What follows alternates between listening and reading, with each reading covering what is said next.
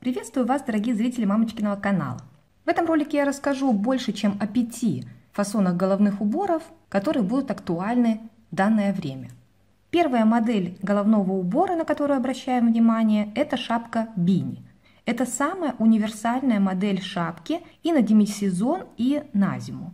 Их можно носить и с куртками, в том числе и с косухами, которые уже стали классикой, и с классическим пальто, как это делаю я, например, и со стеганами, трендовыми сейчас пальто, и с куртками-пуховиками, и с шубами.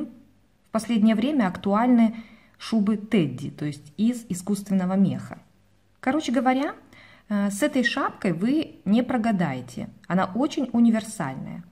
У меня есть чудесный мастер-класс по шапке бини. Шапку я вязала крючком из пряжи Alizé Lana Gold Classic 240 метров в 50 граммах. Этот узор позволяет сделать шапочку очень мягкой.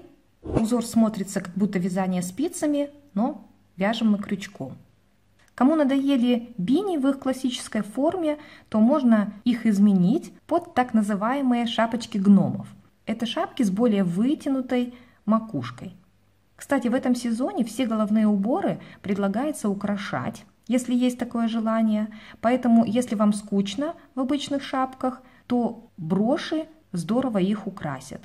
Второй очень популярной моделью головного убора является берет. Берет тоже можно носить не только с классическим пальто и шубой, но и с любыми куртками или даже пиджаками, если на улице тепло. Причем береты сейчас актуальны и меховые, и кожаные, и, конечно, вязаные. Самые простые классические береты проще всего вписать в гардероб. Поэтому я записала мастер-класс именно по такому берету. Связала я в прошлом году 2 таких берета, белый и розовый. Розовый берет мой любимый, он связан из Jeans Plus. Вообще, если вы любите беретики, то можно связать их разных цветов, потеплее из шерсти с акрилом или из хлопка с акрилом, как мой розовый, на разную погоду и на разные цветовые сочетания вашей одежды. Объемные узорные береты тоже в моде, но я бы рекомендовала их вязать и носить тем, кто следит за актуальностью остальных вещей в гардеробе. Ну или вообще плевать хотел на моду, хочу вяжу, хочу ношу. Из объемного берета у меня есть мастер-класс вот по такому берету узором звездочки. Я знаю, что старшее поколение очень любит такие береты. Ссылочки на все мастер-классы я оставляю под данным видео и в конце ролика. Третий интересный для меня и очень сейчас трендовый вариант головного убора – это панама. Именно панама на осень, зиму и весну. Кому надоели бини и береты, то можно попробовать связать панаму.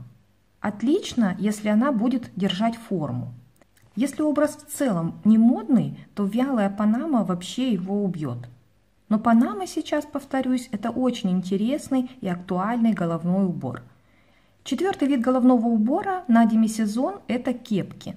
С кепками в вязании сложновато, если вы не можете справиться с козырьком. Козырек все-таки должен быть плотным и не ложиться волной. Думаю, что это понимают все, кто задумывается о вязании кепки. Самая трендовая модель кепки сейчас – это кепка почтальона. Вот такая у нее форма. Если можете такую связать, вяжите. Пятым пунктом я бы назвала косынки.